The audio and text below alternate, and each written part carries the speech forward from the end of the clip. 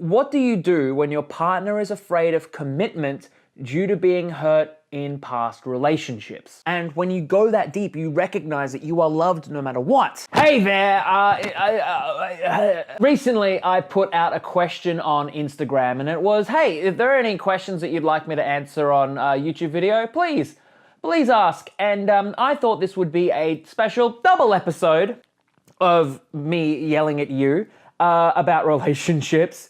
And I have some questions that I would like to answer from Instagram. Now, there are a bunch, but I've chose specifically 2 for this video because I thought that would be nice. So the first one is by Anonymous, number 1. What do you do when your partner is afraid of commitment due to being hurt in past relationships? What the frick do you do? Well, here's the thing that I really want to mention about being hurt in past relationships and your partner and stuff. Generally speaking, when someone is worth it, and I mean worth it being getting over their fears, what they will do is they might already have created an unconscious decision to move past their fears. I want you to consider this sort of like carrot and the stick. If someone has enough incentive, they will achieve anything. So the carrot might be you, for example, being in a relationship with you, and the stick might be, for example, losing you.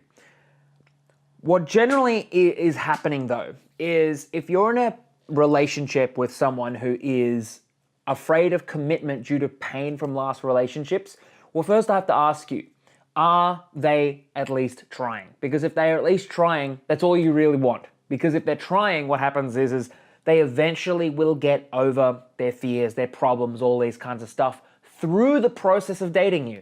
So you don't have to worry too much if that's already the case. How you will know if they're making effort is, well, are they showing improvement? And by improvement, in quotation marks, I mean towards the relationship that you would like to create. Like, are they opening up? Are they being or exhibiting less signs of fear, for example? But generally speaking, if you are worth it in their eyes, now I do quotation marks because sometimes you can be worth it and they just can't see it, but if you are worth it in their eyes, then they will automatically move past their fears. You don't have to worry about it. A good majority of people will get into relationships where they feel like they have to help someone, and not only that, they only ever meet people that they have to or feel like they have to help. So it's almost like they can't find whole people. And I say whole because is anyone really whole, right? And I'm not saying this is the person asking, but I'm just saying this in general, that some people will, well, because they feel like they need to help, they'll find someone they need to help. But if you're in a relation with someone who is afraid of commitment due to fear, and they haven't or they aren't showing signs of improvement, well, the next thing really is ask them. Really, at the end of the day, you're going to have a conversation, and you probably will. When you have a conversation like this, it comes down to really following, like, 1, be honoring. So you basically, you want to have a conversation with your partner or the person that you're seeing, if they're too afraid to even call you their partner, and have a conversation with them, letting them know what exactly you need. You know, I need you to break past your fears if we are to be more in a relationship. And if that's too hard, you might not have to ask them, do you want a relationship with me? Because a good majority of the time, it comes down to 2 things. 1, it might be their fears, or 2, they might be using their fears as an excuse, and they're just not that into you. But I know that can suck sometimes. So generally what people do is they are generally afraid. So they're afraid, and they avoid the fear, they avoid the conversation, and usually it's the conversation that actually either makes the relationship work or you confront the truth. And what happens with the truth? The truth shall set you free. So if you're in a relationship with someone who is a bit afraid of commitment, eventually you will have to ask them, what do you want? Do you want this? Because if you want this, I'm going to have to ask you slowly, like, it's not all at once, but I would love it if you realize that I'm not these other people. So that's the conversation. Now, there is something else I do want to share. But when you say that, what you are communicating is that you are not these other people, that you are not going to hurt that person. This conversation, though, is at its very depth a last resort. If you are really experiencing a lot of pain in the relationship because you really want it to move forward, well, that's the last resort, like having that conversation. And I really find if people are afraid of having that conversation, it's usually the thing they need to do, because having that conversation helps them break past their own fears, and that itself is a form of self-love. But what a lot of people don't realize where they are in a relationship with someone who has commitment issues is that they themselves are already the prize. They themselves are already enough. They themselves are already worthy. So in addition to wondering about what you can do for that relationship, I'd also like you to ask yourself what you can feel about that relationship, and invite yourself to feel that you yourself are enough of a prize for that person to get over their fears, because then you'll start to see it and then you'll start to exhibit it. Usually it's the fear and I say this over and over again, what we fear is what we tend to create. So if you're afraid of that person not committing, then you'll often do everything in your power to get that person to not commit. If you're afraid of having that conversation, you will not have that conversation, put it off for longer, and in that time, he's probably thought, yeah, this relationship isn't for me. It's not worth getting over my fears for. But in the other hand, when you start to believe in yourself, but how do you believe in yourself? It starts with what you think about yourself. Take a look at your goddamn thoughts. But if you start to believe in yourself that you yourself already are enough for someone to break past their fears, you'll realize there's actually not much you have to do. The conversation that I said before is for those people who are really feeling like they need to talk, they need to probably break past their fears and actually have a fucking confronting conversation. But they're on the flip side. There are those people who are worthy of love. And I do have my free online course where I talk about love worthiness, where you can get in tune with your worthiness of love, and check that out. You can check that out, link in the description. But those people who are worthy of love know that they are enough, that their partner will automatically, slowly, it's not like an on or off switch. Sometimes it is, but sometimes the fear has a lot of component parts. So your partner, through connecting with you, will automatically get past their fears, because in order to connect with you more, they have to confront their demons.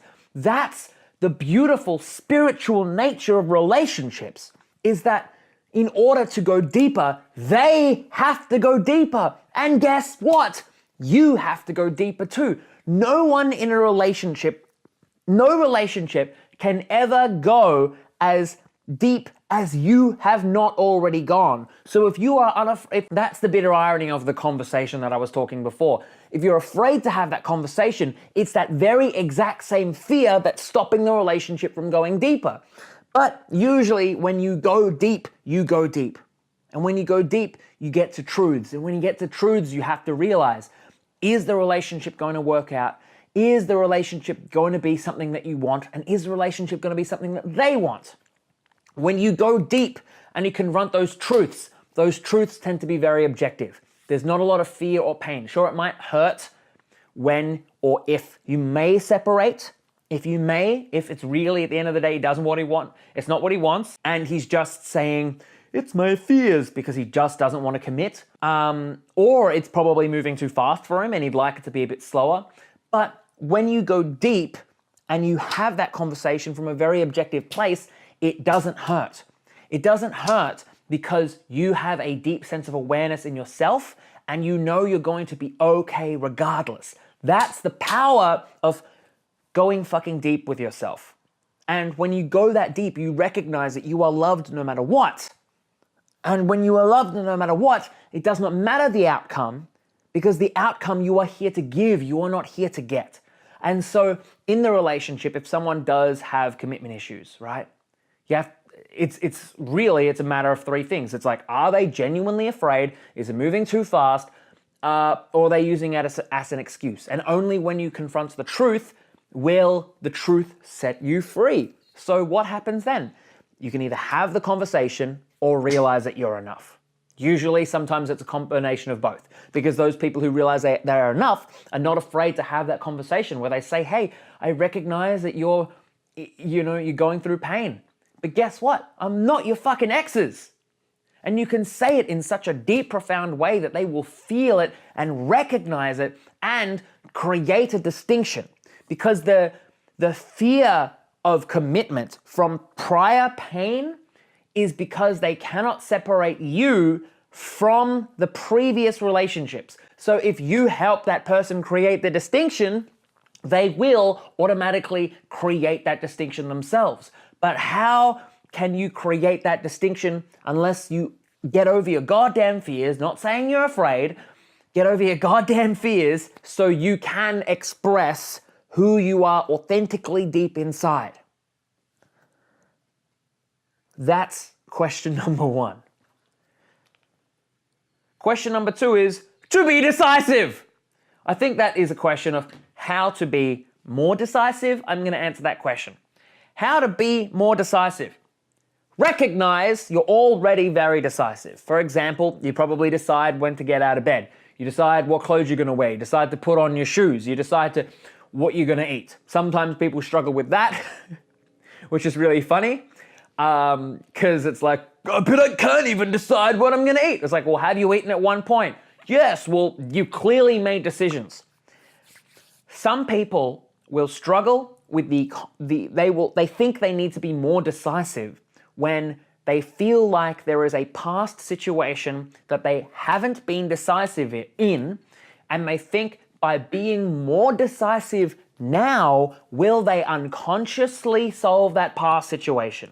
Now, this is what happens at a deep level, but not at the surface level. At the surface level, it's really worth counting your already made decisions now. So recognizing and observing the fact that you are already making decisions, if you want to be more decisive, decisions at an everyday level. So for example, you decide what shoes to wear. You made a decision. You're goddamn already decisive. You are constantly deciding things you like, things you don't like. For example, do you like having a shower? Yes. Do you like spending 24 hours in a shower? I don't know, but by simply asking that question, are you decisive? Now, some people feel like they aren't decisive because there are some things that they are uncomfortable with making decisions on, or maybe they feel like there is some fear in them. That's usually because the decision is a composite part of maybe 10 or so unconscious decisions that we are either afraid of, so handle that fucking fear,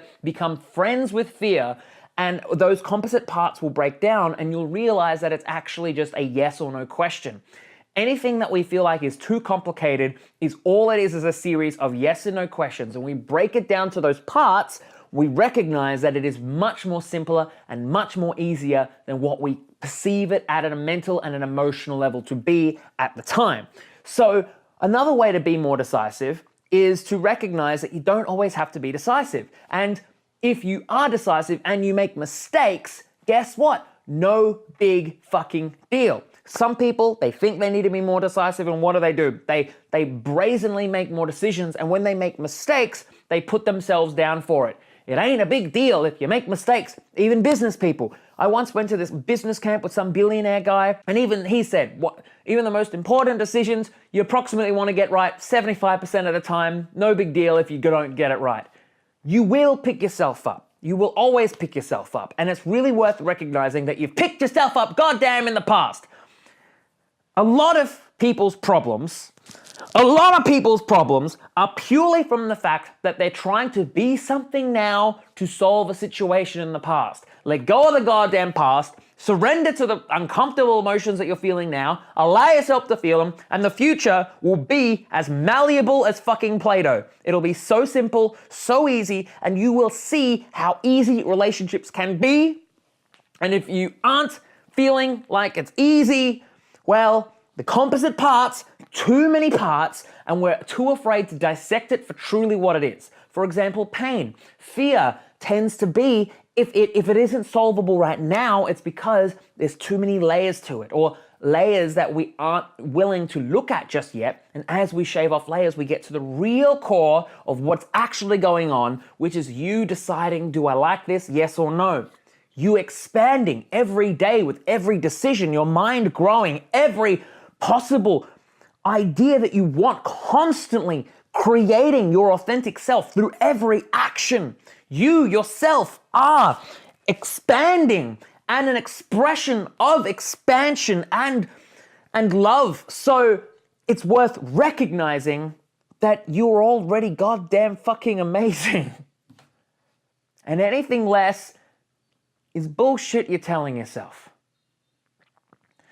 So thank you so much for watching this video. If you did like this video, another episode of Harvey Yells at You for a little bit, make sure to leave a like, because if you did, then I like you.